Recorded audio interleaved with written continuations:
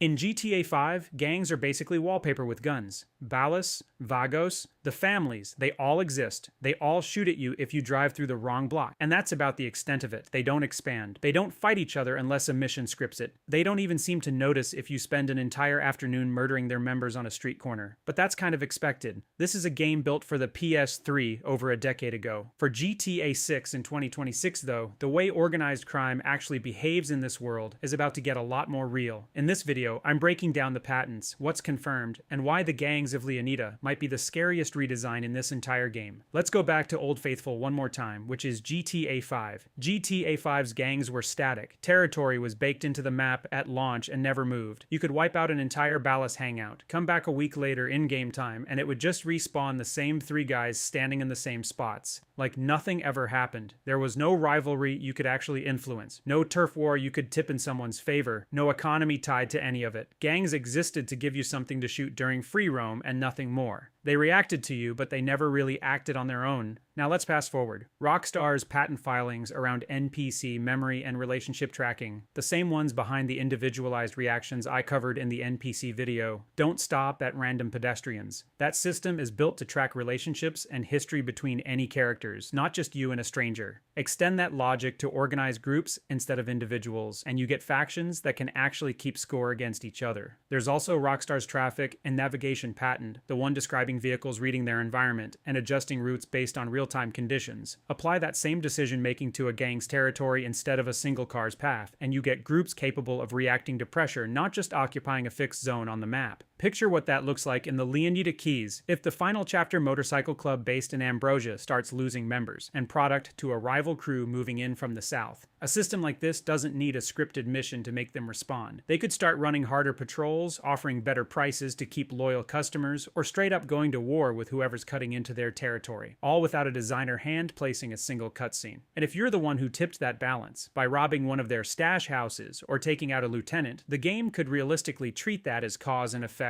instead of a contained, forgettable mission. You didn't just complete an objective, you changed who controls a piece of the map. That's where the individual memory system makes this genuinely dangerous instead of just interesting. If NPCs remember faces and history the way the patents describe, gang retaliation stops being a wanted level problem and becomes a personal one. Rough up a low-level member outside a nightclub in Vice City, and word doesn't need a cutscene to travel. The guy you humiliated could be running security at a different property 2 weeks later, recognize you on sight, and either warn his crew or come at you directly. RDR2 already proved Rockstar can build reputation systems that scale by region and follow you around. A gang applying that same memory across their entire territory, instead of just one NPC in one location, is the version of that idea with actual teeth. Everything up to here comes from patents Rockstar has filed or systems they've already shipped in RDR2. This next part is speculation based on what would logically follow. Let's start with resource dependency, because it's the most obvious gap this could close. GTA 5's gangs never needed money, drugs, or weapons to keep functioning. They just existed. If Leonida's gangs are running any kind of internal economy, cutting off their supply lines becomes an actual strategy instead of just busy work. Hit the sugarcane operation feeding the Ambrosia crew's drug trade, and you could realistically watch their presence shrink over time. Fewer patrols, weaker members, territory up for grabs, instead of the same 3 guys respawning at the same corner forever. Then there's the question of alliances and enemies that shift based on what you personally do. GTA 5's factions were locked in place from the moment you booted up the game. If Leonida's gangs are reading the world the way the traffic patent suggests, cars reading the environment and adjusting in real time, there's no reason factions couldn't do the same with power vacuums. Take out a rival crew and somebody else moves into that territory. Maybe someone worse. Help one gang against another and they might treat you as an asset instead of a target, at least until it's convenient for them not to. Real organized crime doesn't run on loyalty, it runs on leverage, and a system built around memory and relationships has everything it needs to model that instead of faking it. And regional identity matters here too, the same way it did with police. Vice City's downtown gangs would realistically operate differently than the outlaw motorcycle clubs running Ambrosia's back roads, or whatever's quietly happening in Mount Calaga's more isolated terrain. A Rockstar built its entire open-world catalog on regional flavor. There's no reason gang behavior would be the one system that ignores it completely this time around. Put all of this together, the memory system, the territorial logic, the resource dependency, and GTA 5's gangs stop looking like a shooting gallery entirely. What Leonida's gangs could become is something that expands, contracts, remembers you, and fights back based on decisions you made hours ago in a completely different part of the map.